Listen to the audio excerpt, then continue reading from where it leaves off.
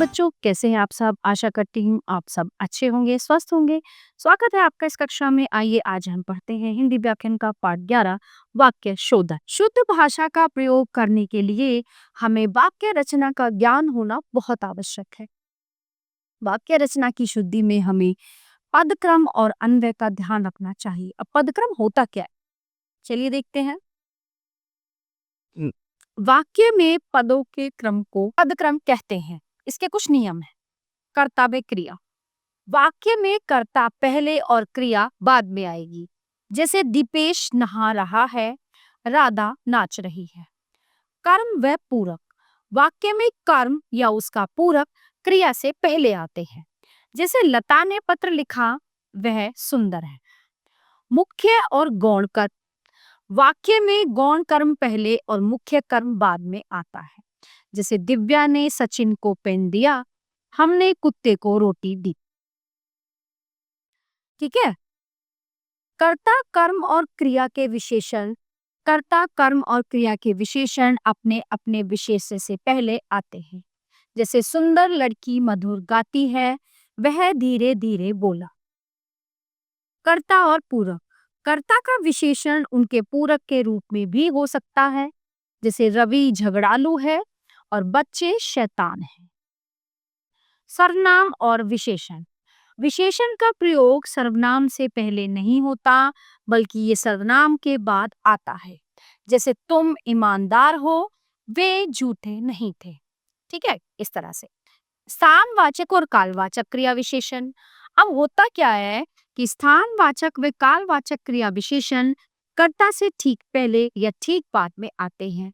जैसे वह कल चला जाएगा, परसों शनिवार था, आज वह आ गया। आठवां है निषेधात्मक क्रिया विशेषण। निषेधात्मक क्रिया विशेषण में न, नहीं, मत का प्रयोग क्रिया से पहले करते हैं। जैसे मैं आज नहीं जाऊंगा, तो नहीं क्रिया से पहले आया। ठीक है।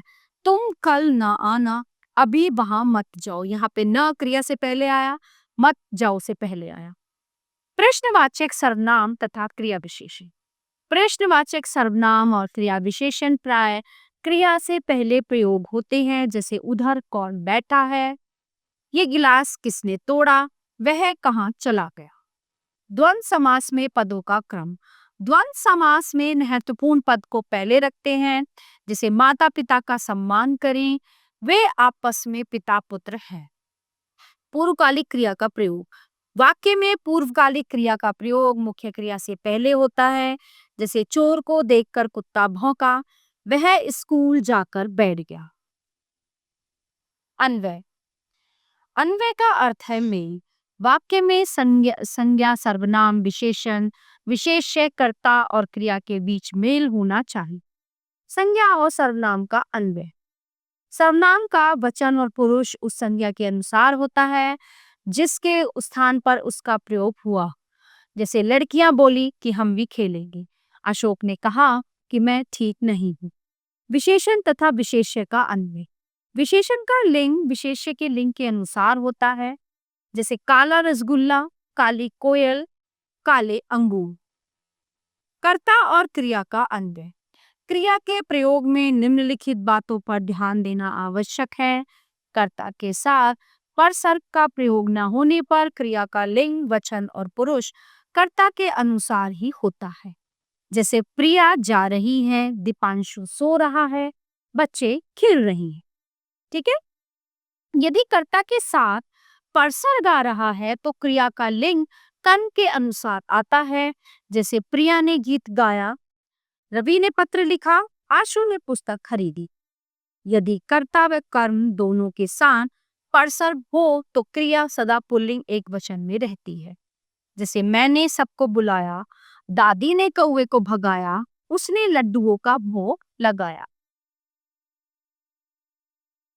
यदि भिन्न भिन्न अर्थ देने वाले एक से अधिक कर्ता परसर्ग के बिना आ रहे हों तो क्रिया बहुवचन में होती है। जैसे पिंटू चिंटू झूले में बैठे हैं, राम सीता लक्ष्मण वन में गए।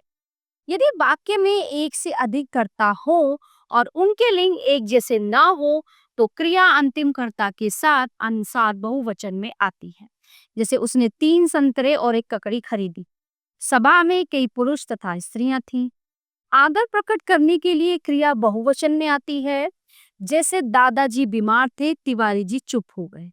कर्म और क्रिया का अन्वय यदि वाक्य कर्मवाच्य में हो तथा कर्तृवाच्य में कर्ता के साथ ने का प्रयोग भी हुआ हो और कर्म प्रसंग रहित है तो क्रिया का प्रयोग कर्म के अनुसार होता है। जैसे बदमाश पकड़े गए, पुलिस ने चोर पकड़े, उसकी हड्डी टूट गई। अशुद्ध वाक्य में उनके शुद्ध रूप। बच्चों को काटकर सेब खिलाओ, शुद्ध वाक्य, सेब काटकर बच्चों को खिलाओ। मेरे को कुछ मत कहना, मुझे कुछ मत कहना। इधर अशुद्ध है, इधर अशुद्ध शुद्ध है। ठीक है। 3 चिड़िया पेड़ों में बैठी हैं, 3 चिड़िया पेड़ पर बैठी हैं। मामा जी आज आ रहा है, मामा जी आज आ रहे हैं। हम शुद्ध गाय का घी खाते हैं, हम गाय का शुद्ध घी खाते हैं। वे लोग चला गया, वे लोग चले गए। 3 साड़ी तो बिक गई, 3 साड़ियां तो बिक गई।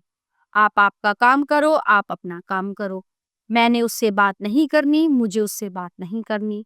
हमने आज दाल रोटी खाया, हमने आज दाल रोटी खाई। ये पर्दे और चादरें नए हैं, ये पर्दे और चादरें नहीं हैं। गार्गी विद्वान स्त्री है, गार्गी विदुषी स्त्री थी। महादेवी प्रसिद्ध कवि थी, महादेवी प्रसिद्ध कवियत्री थी। कवि मेल होते हैं, कवियत्री फीमेल होती है। एक फूलों की सुंदर माला लाओ, फूलों की एक सुंदर माला लाओ। पुस्तक का मूल्य 100 रुपया है, पुस्तक का मूल्य 100 रुपये है। उसके होश आ गए, उसको होश आ गया। चाय में कम चीनी है, चाय में चीनी कम है। उसका जान बेटे में बसता है, उसकी जान बेटे में बसती है। पक्षी आसमान पर उड़ रहे हैं, पक्षी आसमान में उड़ रहे हैं। सभा में अनेकों व्यक्ति आए थे, सभा में अनेक व्यक्ति आए थे, है ना। तो ये जो व्याकरण, ये जो वाक्यों को अशुद्ध को शुद्ध करने का काम हमारी व्याकरण ही करती। तो इस पाठ में हमने जाना कि वाक्य रचना की शुद्धि हमें पद क्रम और अन्वय का ध्यान रखना चाहिए। वाक्य में संज्ञा, सर्वनाम, विशेषण, विशेष्य, कर्ता और क्रिया के बीच मेल होना चाहिए। तो प्यारे बच्चों, ये पाठ यहीं पे समाप्त होता है। आशा करती हूँ आपको अच्छे से समझ आया होगा। मिलते हैं अगली कक्षा में। धन्यवाद।